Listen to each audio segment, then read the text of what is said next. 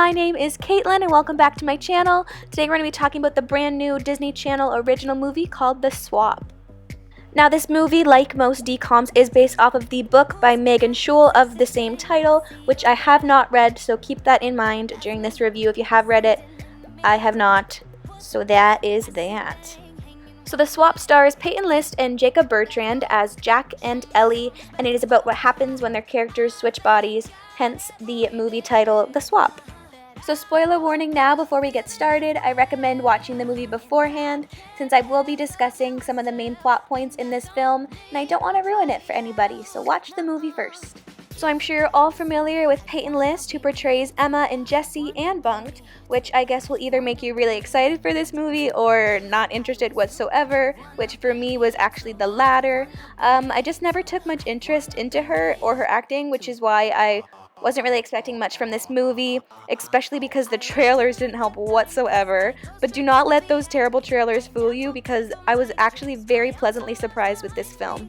So you may be familiar with Jacob from his other stuff that he's done. He was in the Disney XD show Kirby Buckets and that Nickelodeon movie called Jinxed, as well as that super weird alien show that Nick tried to do with Lucas Kirkshank that just failed really badly because it was not good. But for me, I had not heard of him until this movie, so it was nice to see someone new. So the film starts out with a musical montage. We're introduced to our main characters, Jack and Ellie. So Ellie is really into rhythm gymnastics and Jack is a hockey player because we all know how much Disney likes to label people as only being able to like one thing, and they do that again in this movie. But that's just the way it is, I guess. And the gender stereotyping was very strong in this movie, and I know I'm going to miss some of it while I'm covering it. But it's Disney Channel, so what can you expect, especially from a movie like this one where it almost relied on gender stereotyping?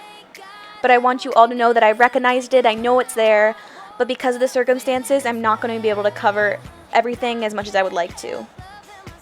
So the premise is that Ellie's gymnastics team has to win at nationals, or else they will be demoted to a club, and Jack is training to make the varsity hockey team. So as the movie progresses, we learn how different Ellie and Jack's lives are. Ellie is living with her mom and she's very spiritual and in a very protective home, whereas Jack lives with his dad and his two older brothers, so it's really rowdy and they're very athletic based. We also find out that they're both struggling at school because Ellie is dealing with having her best friend replace her and Jack is being bullied by some guy who wants to make varsity, which could have been done better, but it is what it is. So they both end up in the nurse's office, basically so that they can be together for the swap to happen, which was done through text messaging. Wonder who came up with that great idea. It was vaguely explained through Ellie's mom with the whole totem thing, but it's just not very logical and it could have been done better. They also used gender-specific colors for the switching of the bodies, which was not necessary. So now the switch has happened and Ellie and Jack are forced to portray one another. So this is where it starts to get confusing, and then the pacing of the film did not help that whatsoever. So Ellie and Jack confront Porter, who is Jack's bully, and so Jack as Ellie makes a date with Porter in an attempt to distract him from blackmailing Jack. And then we have Ellie as Jack calling Jack as Ellie, in which Ellie's friend overhears and thinks Jack and Ellie are a thing and together, and now I'm confused, but moving on. So like most movies that have some sort of spell happening, Jack and Ellie have until Sunday at noon to fulfill their wishes that they originally made, or else they're going to be stuck like that forever. And so then they come to the conclusion that to switch back, they have to make the other person's life better. And so the story continues with Jack trying to learn gymnastics and Ellie trying to learn how to play hockey, and as they're each trying to live the other person's life, we also get to learn alongside them as to who these characters are. So it's revealed that each of them only have one parent because Jack's mother passed away, and Ellie only has her mom because her dad left them. So we also learn more about Porter and how he's tried to make varsity every year but has never been able to beat Jack's brothers. And so Ellie as Jack is able to help Porter in figuring out what his real passion is, and that's when he discovers that he wants to be an engineer for some reason. But this leads us into some bonding scenes with Jack as Ellie with Ellie's mom, and Ellie as Jack with Jack's brothers, as the characters prepare for their gender-specific parties. So Jack ends up creating this gender showdown of sorts where he calls out Sassy for being a bad friend to Ellie, but then not much happens because Jack's dad comes and shuts the whole thing down. So this leads us into probably the most emotional part of the film. We get to find out what makes Jack and Ellie so passionate about what they do, and we learn that each of their parents were a really big part of their love for both hockey and gymnastics. I loved the parallel we got with both of these characters, realizing that they're not so different from one another. I thought it was really well done, and I'm not gonna lie, some tears were shed, but it was probably one of my favorite parts of the film. So Jack and Ellie decide that they need to stay up all night and train so that Ellie will be able to help her team win at nationals, and Jack will be able to make the varsity hockey team. Now, I found this confusing as well, and I wish they would have explained better why their athletic ability transferred with their minds, because I thought that their motor skills would have stayed with their own bodies, but that wasn't the case, which made them doing well the next day a bit far-fetched, especially since they stayed up all night training, but what can you do? So although each character performed well, it isn't enough to switch back, which causes Jack to reveal to Ellie that it's her dad who's canceling her phone plan and not her mom, which forces Ellie to realize that her dad is choosing to start a new family without her, which leads to an emotional turning point for both of these characters. So because the swap didn't work, Jack and Ellie are forced to accept that they're going to be stuck in the other person's bodies forever, which causes them to go down an emotional spiral, ending in them revealing how they truly feel to the other person's families. I found these two parallel scenes to be very well done. Having Ellie confront Jack's dad, saying how she really feels about her dad leaving, and then having Jack realizing that it's okay to express his emotions about his mom passing away, is something that they've both needed. And once each character is able to realize how letting out what they've been holding in for so long is the real key for them to have a better life, was so beautiful. So now that they've both had a chance to get in touch with how they really feel, they're able to swap back. But what made this movie so great is that it wasn't just Ellie and Jack who got something from the swap. Their parents also learned how they were holding their kids back with the way that they were acting.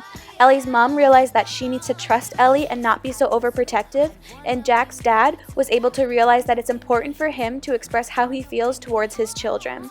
And that's what made this movie that much better. And so surprisingly, the movie ends with Jack and Ellie not being together, but it's implied that it's their parents who will be the ones trying out a relationship, which isn't what I expected from this movie, so it was nice to see a change for sure.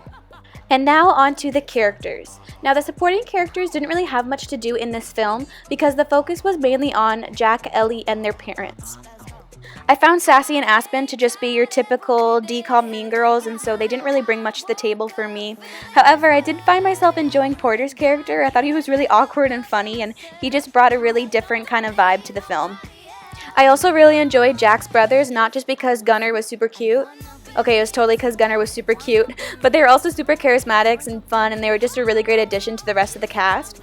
I just wish they were given a bit more to work with because I wanted to see more of them, but I felt like they weren't really given that opportunity. I think that Jack and Ellie's parents did a good job. They didn't really go above and beyond like some DCOM's parents have. They were just kind of there to serve a purpose, which was fine.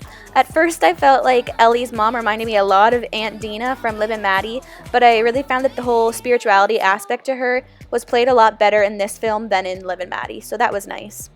I really enjoyed Ellie's character. I thought that she was developed really well throughout the film. At the beginning, I felt like she was just that over-the-top girl stereotype, but as the movie continued, she really developed and her character grew more depth-wise, and she was really nice to have as a lead. I really enjoyed her. I liked Jack's character as well. I thought at the beginning he was going to be really sexist because of the thing he said about girls crying, but that proved to be more than just some dumb comment as the movie went on, and I also felt that he worked really well alongside Ellie. Although I did find the whole thing about Jack respecting Ellie's body to be really sweet, I wish they would have at least mentioned that Ellie was doing the same thing. But unfortunately they didn't, and so for me, because they mentioned a few times that Jack is respecting Ellie's body, but nothing whatsoever on how Ellie was treating Jack's body, it almost created a double standard, and that's not cool. So I found that Peyton List did really well here, a lot better than I expected actually. The way she was able to portray a male through her actions and reactions was really well done, and if you're already a fan of her, then I'm sure you'll enjoy her performance, and if you're not, then I guarantee you'll definitely be pleasantly surprised. I'd argue that Jacob Bertrand had the harder role out of the two.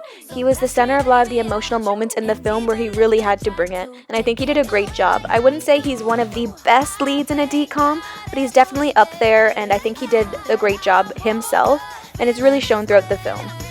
So all in all, I was really impressed with this movie, and hopefully this is the direction that Disney Channel is heading in. If you haven't seen it yet, I highly recommend to ignore what the trailer might have made you think and give it a chance. I really enjoyed this film, but I want to know what you guys thought of it, so leave a comment down below so I can read all about it. If you enjoyed this video, you can give it a like, let me know, and maybe subscribe to my channel. I love DCOMs and can't wait to make some more reviews in the future, but that is all for now, so I hope you all have a great day, and I will talk to you very, very soon. Goodbye!